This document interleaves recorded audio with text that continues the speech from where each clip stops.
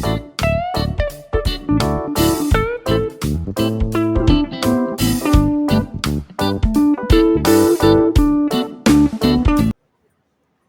दोस्तों, जय महाराष्ट्र।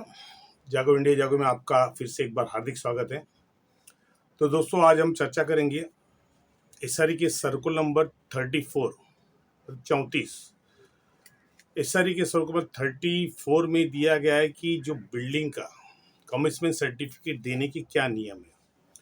मतलब कमिटमेंट सर्टिफिकेट मतलब डेवलपमेंट का जो बांधकाम जारी करने का प्रमाण पत्र, तो उसके लिए क्या नियम दिए गए हैं, आज हम इस विषय में चर्चा करेंगे। कि बहुत सारे लोगों का कमेंट्स भी आते हैं और व्हाट्सअप भी करते हैं कि ये जो बांधकाम जो सीसी देते हैं, तो सीसी देने के क्या नियम है एसआरए में। तो दोस्तों, आज हम उसी पर चर्चा करेंगे, सर्कुलर नंबर 34। तो दोस्तों, आइए वीडियो शुरुआत करते हैं। तो दोस्तों, पहले जो कमिटमेंट सर्टिफिकेट दी जाती थी उसके दो पार्ट होते थे। एक तो प्लिंथ लेवल और दूसरा अबव द प्लिंथ लेवल। मतलब प्लिंथ का मतलब सतह। अब सतह के मामले में बहुत सारी कन्फ्यूजन्स है, जिसके लिए मैं थोड़ा सा 2 मिनट आपको समझाता हूँ, क्योंकि प्लिंथ लेवल आप नहीं समझेंगे तो आगे की जो चीज़ें हैं वो नहीं समझ पाएंगे।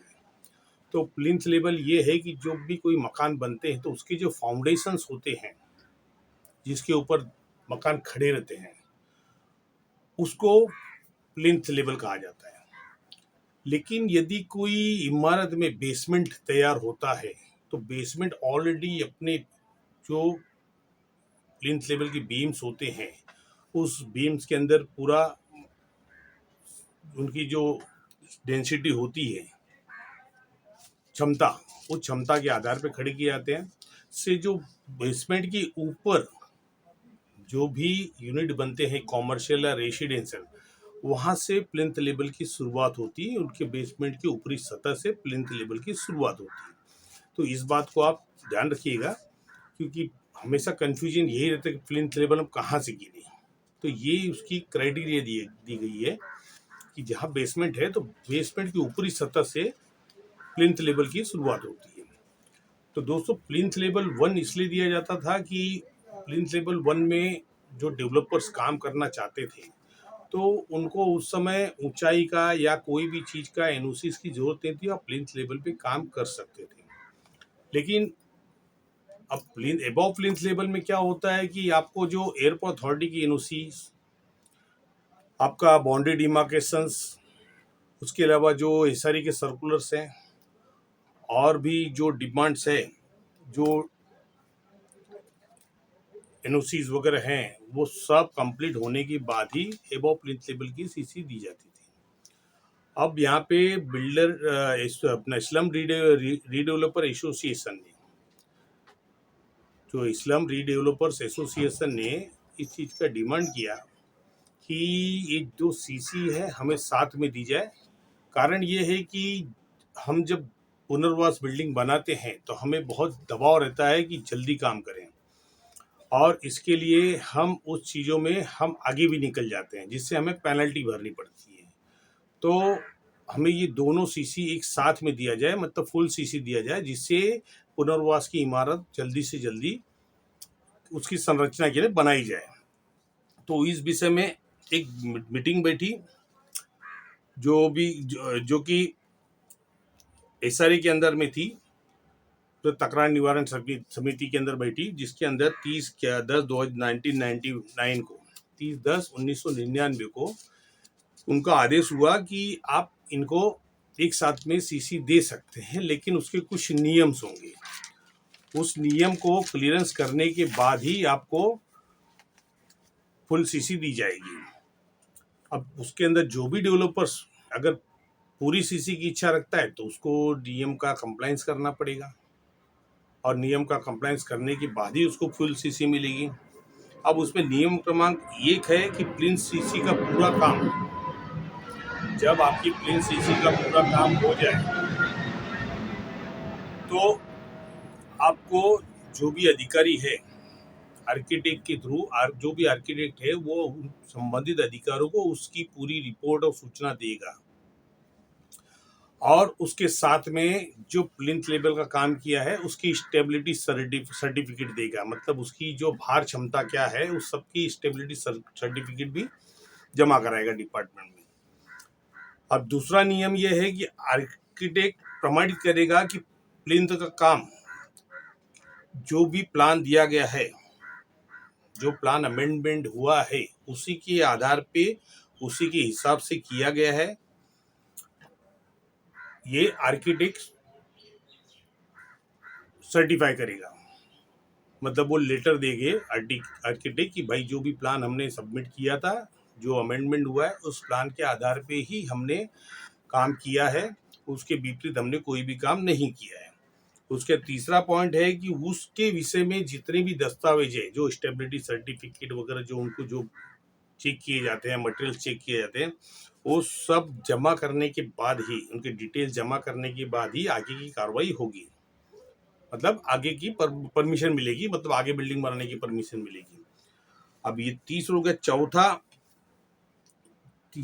चौथा पॉइंट ये है कि यदि विकास प्लान में कोई भी फेरबदल, मतलब ये डेवलपमेंट प्लान में अगर कोई भी चेंजेस करते हैं, तो डेवलपर्स क्या होते हैं कि जब एक पहला तो प्लान डाल देते हैं, फिर उसके बाद जब उनका प्लिंथ सीसी आता है तो उसके बाद उनके अंदर फेरबदल होते हैं कि नहीं हम इस तरह नहीं, अलग तरीके से बनाएंगे, या जो उनके कॉमर्शियल गाले हैं उनको बड़ा छोटा करना या भी चेंजेस करना, वो सब उनके प्लान्स होते हैं, तो उसके हिसाब से वो चेंजेस करते रहते हैं। तो उसमें कोई भी चेंजेस अगर होगा तो पहले एसआरई की मंजूरी लेना पड़ेगा, उस मंजूरी के बाद ही आगे वो काम कर सकते हैं। पांचवा पॉइंट ये है कि आर्किटेक्ट जब डेवलपमेंट चालू है तो आर्किटेक्ट जो भी प्लिंथ एरिया की जांच के लिए जो संबंधित सब इंजीनियर, जूनियर इंजीनियर, इनके साथ में जॉइंट इंस्पेक्शन कराएगा कि आपका काम बराबर तरीके से चल रहा है, जो गवर्नमेंट की रूल्स है या जो प्लान में दिया गया है उसी तरह ही आपका काम हो रहा है। अब उसके बाद छठा पॉइंट कहता है जो भी डेवलपमेंट के चार्जेस हैं, जो भी डेवलपमेंट के चार्जेस हैं वो आपको पहले ही चरण में भरना पड़ेगा, मतलब जब आप सीसी लेते हो तभी आपको वो देना पड़ेगा डेवलपमेंट की चार्जेस। सातवां चरण ये बोलता है कि पूरी सीसी, मतलब पूर्ण सीसी, जब एक साथ में सीसी दिया जाएगा फुल सीसी, तो उसके अंदर ये जो मैंने पॉइंट बताया उसके अंदर 1 से लेकर 4 तक की शर्तों का पूरा अनुपालन करना पड़ेगा और डेवलपर को एक एफिडेविट देना पड़ेगा, जिस एफिडेविट में ये लिखा रहेगा कि आपका जो भी काम है, मतलब मैं जो भी काम कर रहा हूँ वो प्लान के हिसाब से कर रहा हूँ, और यदि इसमें कुछ भी गड़बड़ी हुई या कुछ भी प्रॉब्लम्स हुआ तो मैं इमारत पूरी या आधी इसको मैं ध्वस्त करने का वचन देता हूँ। क्योंकि क्या होता है दोस्तों, अभी पूरी सीसी तो वो ले ली, अब उन्होंने काम चालू कर दिया, अब जो एविएशन की एनओसी लाने में उनको समझो बाय चांस, फिलहाल ऐसा तो होता नहीं क्योंकि जब उन्होंने एक एफिडेविट फाइल किया है, जिसको एक्चुअली एफिडेविट भी नहीं बोलेंगे, उसको आइडेंटिटी बॉन्ड कहेंगे, क्षतिपूर्ति बंद पत्र, कि उसकी जो भी जिम्मेदारी मेरी रहेगी, वो आइडेंटिटी बॉन्ड भरेंगे, और बॉन्ड भरने के बाद जब कोई बॉन्ड भरेगा तो उसका 100% पालन करेगा कि उसको पता है कि भाई मेरे इतने खर्चे नुकसान, मतलब इतने जो पैसे नुकसान हो जाएंगे, तो वो चीज़ लाएंगे।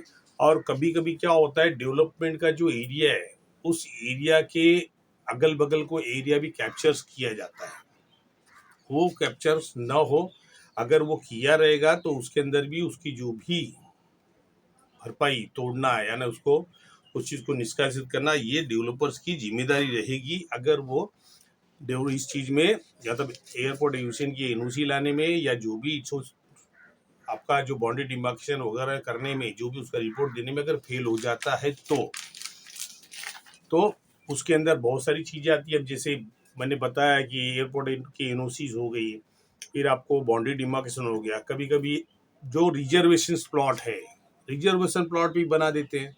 अब रिजर्वेशन प्लॉट तो भाई सरकार को देना है, तो उसको तोड़ना जरूरी पड़ जाता है, तब वो चीज़ के लिए आइडेंटिटी बॉन्ड उनको दिया जाता है। और कहीं कहीं क्या बोल रखा जाता है कि जो बिल्डिंगें से बनती है, सॉरी, जो बिल्डिंगें बनती है अब बिल्डिंग एकदम कंजेस्टेड कर दी जाती है, उसमें जगह ही नहीं रहती है। तो जो रूल के हिसाब से उनको ओपन स्पेस रखना है, वो रूल, वो पोजिशन अगर उन्होंने नहीं रखा है तो भी उनको ये चीज़ के लिए उस आइडेंटिटी बॉन्ड के हिसाब से उस बिल्डिंग के अंदर तोड़फोड़ करने के लिए वचन देना पड़ेगा कि भाई मैं उन्हें तोड़ दूंगा मैं। अब 8वां पॉइंट क्या बोलता है कि जो कंपोजिट बिल्डिंग, यानी अभी आजकल तो बहुत सारी बिल्डिंग ऐसे हैं जो कंपोजिट बन रहे हैं। कंपोजिट मतलब सटा हुआ, जिसको समग्र कहते हैं, सटा हुआ, कि मतलब रेसिडेंशियल और कॉमर्शियल एक ही साथ में है। तो उस बिल्डिंग की अगर जो परमिशन लेता है तो उस डेवलपर को एक साथ सीसी नहीं दी जाएगी। मतलब उनको पहले चरण में प्लिंथ की सीसी दी जाएगी, फिर उसके बाद ही अबाउ द प्लिंथ लेवल की सीसी दी जाएगी, उसको साथ में सीसी नहीं मिलेगी। तो दोस्तों ये जो था, ये जो सीसी देने का रूल्स है। अब सीसी देने के रूल्स ये है कि जैसे मैंने बताया कि भाई जो प्लिंथ लेवल के बाद उनकी बहुत सारी चीज़ें रिक्वायरमेंट होती है गवर्नमेंट की, उसमें इस तरह के सर्कुलर्स भी हैं। इस तरह के सर्कुलर्स का तो ये हमेशा उल्लंघन करते आए, चाहे सरकारी अधिकारी रहे या डेवलपर्स रहे, क्योंकि वो उनके कार्यालय के सर्कुलर से तो वो उल्लंघन कर देते हैं। लेकिन इसमें प्रॉब्लम से होते हैं जब अगर एयरपोर्ट अथॉरिटी का कुछ मैटर्स है, उसमें अगर उन्होंने ज़्यादा बांधकाम कर दिया है तो एयरपोर्ट अथॉरिटी तो सुनेगी नहीं, तब वो नोटिस देती है कि भैया तोड़ो। क्योंकि यदि इशारे के अंदर में लोगों का अनहित करके डेवलपर ने कोई भी काम किया है, तो सीईओ इशारे या कोई भी अधिकारी डेवलपर्स को ये नहीं कहेंगे कि आप बिल्डिंग तोड़ दो, और ऊपर से आपको ही बोलेंगे कि आपको तकलीफ क्या। मतलब कानून का उल्लंघन वो लोग कर रहे हैं, कानून का उल्लंघन डिपार्टमेंट कर रहा है, कानून का उल्लंघन अधिकारी कर रहे हैं, कानून का उल्लंघन बिल्डर कर रहे हैं, लेकिन उनके लिए सब जायज है, वहां गलत आप ही ठहराए जाएंगे। मतलब कानून है तो पालन होना चाहिए। लेकिन मैं आपको कई ऐसे सबूत, ऐसे एविडेंस दे सकता हूं जहां पे हर समय जो भी सर्कुलर्स हैं, इनकी बुक इतनी मोटी है, इस सारे की इतनी बड़ी मोटी बुक है, लेकिन एक भी सर्कुलर्स का पालन नहीं करते ये अधिकारी, चाहे सीईओ इशारे हो, चाहे एआर डिपार्टमेंट हो, चाहे कंपनी अथॉरिटी, कोई भी पालन नहीं करता है। और सरकार इस पे क्यों चुप बैठी ये समझ में नहीं आ रहा है। यदि अगर ये गलत करे तो महाराष्ट्र सरकार तो उसमें हस्तक्षेप कर सकती है, क्योंकि स्लम जो रीडेवलप अपना सॉरी स्लम रिहेबिलिटेशन अथॉरिटी, झोपड़पट्टी पुनर्वासन योजना के जो अध्यक्ष हैं वो तो हमारे माननीय मुख्यमंत्री जी हैं। तो वो मंत्रालय क्यों नहीं बोलता है, सरकार क्यों नहीं इनको कहती है कि भैया सर्कुलर का उल्लंघन तुम कैसे कर रहे हो, आपने नियम बनाए और आप ही तोड़ेंगे तो आम जनता क्या करेगी। तो मतलब यहाँ पे सर्कुलर का मतलब कुछ नहीं है, हर चीज़ों में खाली कानून बनाया गया है जो कानून आपको दिखाने के लिए। लेकिन आप अगर वहाँ पे उंगली उठा दिए कि सर ये गलत हुआ है, तो आपसे पूछेंगे कि आपका क्या तकलीफ, आपको क्या तकलीफ। मतलब प्रॉब्लम ये है कि आपका अधिकार, जो आपका अधिकार है, फंडामेंटल राइट्स है, उस फंडामेंटल राइट्स के ऊपर भी क्वेश्चन उठाते हैं। कि मुझे ऐसा लगता है कि भारत देश के अंदर में ज़्यादा से ज़्यादा जो अधिकार है वो इन प्रशासकीय अधिकारियों को और नेताओं को देके रखा हुआ है। क्या आपको ऐसा नहीं लगता है कि अगर वो बोले तो सही, हम बोले तो गलत, हम बोले तो गलत है, हम सही चीज भी बताएंगे तो गलत है। तो इसमें क्या ऐसी बात है कि जब भी एसआरए का कोई भी मैटर्स, भाड़े के मैटर्स में या कोई मैटर में हाई कोर्ट में जाते हैं, तो क्यों वहां से मुंह की खा के आते हैं कि भैया सर्कुलर का पालन नहीं किया आपने। ऐसे कई मैटर्स हैं जहाँ पे कोर्ट ने खुद कहा है कि सर्कुलर का पालन कीजिए। या तो सुप्रीम कोर्ट ने तो ये भी कहा है कि सर्कुलर जो भी बना है उसके अनुरूप ही आपका कार्य होना चाहिए, इसका मतलब ये पालन करते ही नहीं है। तो दोस्तों, आज का विषय था कमिश्मेंट सर्टिफिकेट देने के क्या नियम है, वो मैंने आपको बताया। और मैंने जो बताया वो मैंने नहीं बताया, जो सर्कुलर में है, जो सरकार द्वारा एसआरई द्वारा सर्कुलर निकाला गया है, उस सर्कुलर के आधार पे ही हमने वो चीज बताया। क्योंकि ये लोगों के अंदर जागरूकता लाना बहुत जरूरी है। नहीं तो डेवलपर्स क्या करते हैं, परमिशन लेते हैं, आपको पता ही नहीं कि उन्होंने क्या परमिशन लिया है। तो आपको उसके ऊपर भी नजर रखना चाहिए। जब भी आपके इलाके में कोई भी डेवलपमेंट हो, आप आरटीआई डाल के पहले उसके सीसी की कॉपी और प्लान की कॉपी निकालिए। आपको पता चलेगा कि भाई डेवलपर को सीसी कहाँ तक मिली है, वो फुल सीसी दी गई है या उसको फर्स्ट फेज में दी गई है, फेज वाइज दिया गया है कि खाली प्लिंथ लेवल की सीसी है। और जहाँ पे कंपोजिट बिल्डिंग है वहाँ तो फेज वाइज प्रोग्राम ही होगा, वहाँ तो पूरी सीसी का प्रोविजन ही नहीं है। तो ये चीज़ आपको नज़र रखना है। ये सिर्फ एक बहाना है डेवलपर्स एसोसिएशन का कि भाई रिहेबिलिटेशन बिल्डिंग बनाते समय हमें देरी ना हो जाए, इसके लिए हमें साथ में सीसी दीजिए। दोस्तों, मुंबई के अंदर जितने एसआरए चल रहे हैं, हर जगह लोग परेशान है, पुनर्वसन हो ही नहीं रहा, 10-10, 20-20 साल से बाहर है कि कितना फास्ट काम कर रही है, तो आप देख रहे हैं। इसमें बताने की जरूरत नहीं है, ये आंखों देखी हालत है। कहीं भी आप एसआरए में चले जाइए, यही हालत है। लोग यही बोलते हैं 10 साल हो गए, 5 साल हो गए, 21 साल हो गए, लेकिन रिहेबिलिटेशन नहीं हुआ। लेकिन आश्चर्य की बात यह है कि जो भी डेवलपर्स डिमांड रखते हैं वो पास होता जरूर है। मैं ये नहीं बोलता कि नहीं होना चाहिए, लेकिन कोई भी डिमांड रिजेक्ट नहीं होता है इनके। और आपके डिमांड जो उन्हीं के सर्कुलर के आधार पे आपने बताया कि सर सर्कुलर ऐसा है, बिल्डर ने ये गलत किया है, तो आपकी बात नहीं सुनी जाती। समझ रहे हैं सर? तो इसीलिए मैं बता रहा हूं कि इसके अंदर जागरूकता लाना होगा, क्योंकि एक आदमी अगर लड़ेगा और 100 आदमी लड़ेंगे तो बहुत फर्क पड़ता है।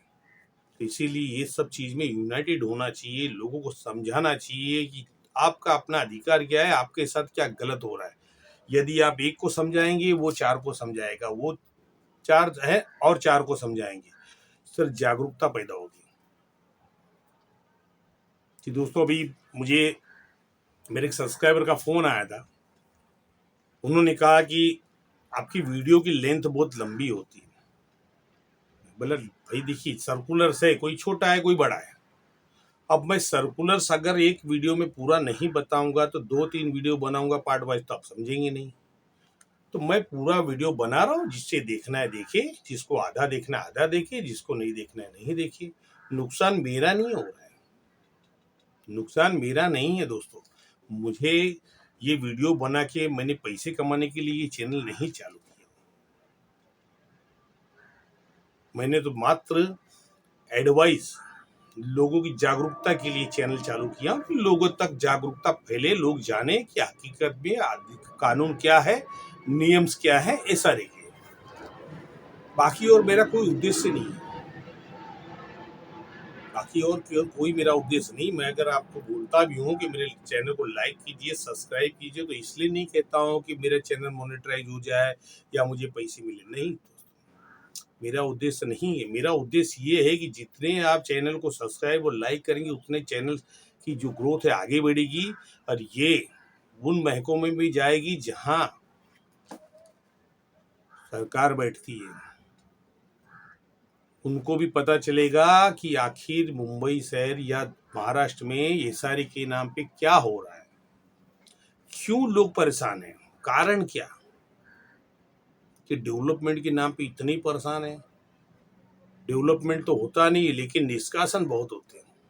लोगों के घर उजाड़ दिए जाते हैं, लोगों को भाड़े के नाम पे बाहर कर दिया जाता है, भाड़े नहीं दिए जाते हैं। फिर डिपार्टमेंट ही वही डिपार्टमेंट है जो मंत्रालय से लेके हाई कोर्ट सबको गुमराह करते हैं, अलग अलग रिपोर्ट पेश करते हैं। मतलब आपको न्याय न मिले इसके अलग अलग रिपोर्ट पेश करते हैं। जैसे मैंने पिछली बार कहा कि जो यहाँ की एयर है, सहायक निबंधक संध्या मंगेश बावनकुले, इन्होंने हमारे ही मैटर में हमारे ही सोसाइटी का मंत्रालय में दिया 16,95,06,000 का ड्यूज पेंडिंग है भाड़े का, ये बताया। और उसके बाद ये बात फरवरी 2023 की है, और नवंबर 2023 को इन्होंने डेवलपर को रिपोर्ट दिया कि 1,38,60,000 भर दीजिए, आपका ड्यूज क्लियर। और डेवलपर ने क्या किया, तुरंत जाके 1,38,60,000 भर दिया। अब उस मैटर को पेचीदा बना दिया।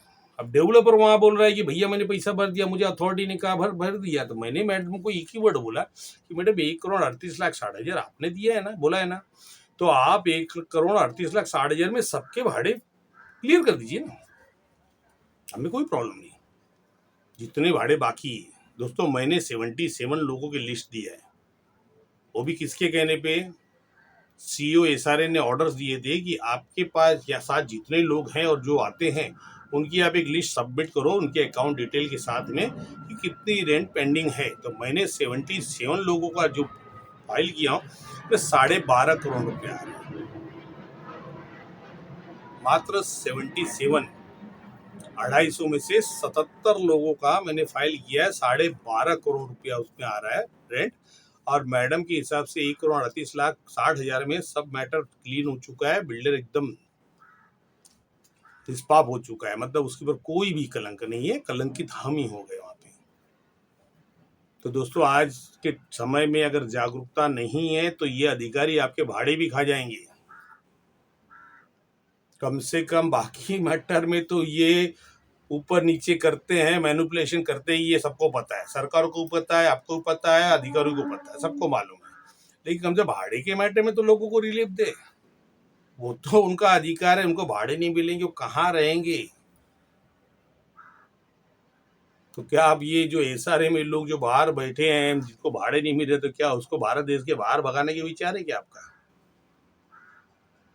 विचार तो मुंबई से भगाना है दोस्तों, बहुत बड़ी पॉलिसी है मुंबई करों को मुंबई से बाहर भगाने के लिए।